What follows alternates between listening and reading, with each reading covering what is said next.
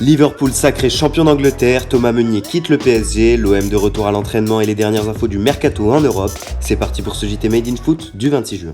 Et on entame donc cette édition avec le sacre officiel des joueurs de Liverpool. Après une saison de tous les records, Jürgen Klopp et ses hommes ramènent le trophée de la Première Ligue à Anfield. Les joueurs étaient hier soir réunis pour assister tous ensemble à la rencontre entre Chelsea et Manchester City, attendant patiemment un exploit des Blues pour défaire les Citizens, des Citizens en manque flagrant de concentration à l'image des 2 buts encaissés. Fernandinho aura vu rouge et aura offert le pénalty du titre des Reds donc à Willian qui à 10 minutes du terme est venu inscrire le but du 2-1. Après 30 longues années d'attente, le peuple rouge tient enfin son titre de champion d'Angleterre. L'heure est maintenant à la fête et à la célébration des héros d'Anfield. Jürgen Klopp, arrivé en 2015 au club, aura ramené tous les trophées majeurs à Liverpool après avoir remporté la Ligue des Champions l'année dernière. Néanmoins, le sacre des Reds n'enlève rien aux enjeux qui se jouent derrière. Avec cette victoire, Chelsea conforte un peu plus sa 4e place et n'est plus qu'à une longueur de Leicester et du podium. Un mot aussi pour les Gunners d'Arsenal qui ont su relever la tête face à Southampton hier après une victoire 2-0. Au niveau du mercato, les choses continuent de bouger à Chelsea. D'après Sky Sports, Pedro, qui a prolongé son contrat jusqu'à la fin de saison avec les Blues, devrait prendre la direction de l'AS Roma cet été. Un contrat de 2 ans avec une année supplémentaire en option attendrait le joueur espagnol de 32 ans. Plus d'infos dans les jours à venir. À Wolverhampton, les dirigeants ont fixé hier le prix de leur serial buteur mexicain Raúl Jiménez, 15 buts en Première Ligue cette saison. Ce sont 100 millions d'euros qui devront être déposés sur la table pour enrôler l'attaquant de 29 ans. La Juve et Manchester United seraient sur le dossier. En Allemagne, le BVB officialise l'arrivée de Thomas Meunier en provenance du PSG. Le Belge de 28 ans a fait ses adieux au club de la capitale et s'engage donc librement avec Dortmund pour les 4 prochaines saisons. Début d'une nouvelle aventure pour l'homme qui aura joué près de 130 matchs sous le maillot du PSG. À Dortmund, il retrouvera notamment ses compatriotes belges Axel Witsel et Thorgan Hazard. Le PSG, justement, serait en pole position pour attirer Ismaël Bennacer. En effet, le média algérien Compétition rapportait hier que le joueur de l'AC Milan, 22 ans, opterait pour le projet parisien plutôt que celui de City, qui se montrait également intéressé.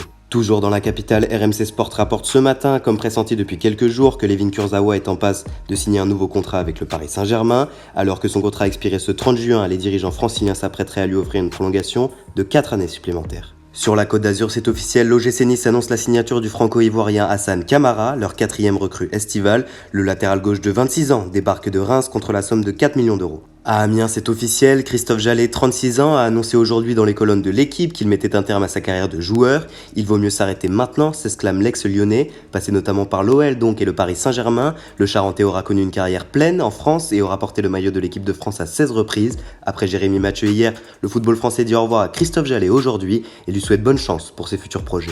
Enfin, direction Marseille, où les joueurs de l'OM vont reprendre ce matin le chemin de l'entraînement après 3 mois et demi d'arrêt. Les Phocéens devront néanmoins attendre jusqu'à dimanche avant de retoucher au ballon, car c'est une panoplie de tests physiques et médicaux qui attend les joueurs dans les prochaines 48 heures. Cet été, l'effectif d'André Villas-Boas devrait se frotter à 2 stages au Portugal et en Allemagne pour y jouer 5 matchs de préparation. Un OM qui, comme le rapporte La Provence ce matin, a pour objectif de réduire la masse salariale de son effectif. Ainsi sont annoncés comme indésirables Valère Germain ou Kostas Mitroglou. Le quotidien place également Kevin Strootman sur cette liste, qui, comme nous le relayons il y a quelques jours, aurait été proposé au club turc de Fenerbahçe.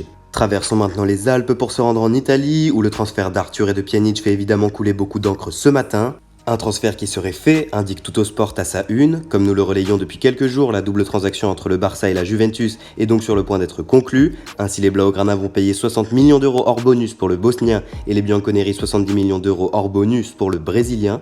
Même constat en Catalogne avec Mundo Deportivo qui titre ce matin échange imminent. Selon le quotidien, l'officialisation devrait survenir dans les prochaines heures. Mais aujourd'hui, c'est du côté du terrain que la vieille dame devra regarder. Les Juventini reçoivent ce soir Lecce, 18e de Serie A. Le Quotidiano Sportivo fait ce matin la lumière sur Cristiano Ronaldo. Une soirée pour que CR prenne 7 points d'avance, titre le quotidien.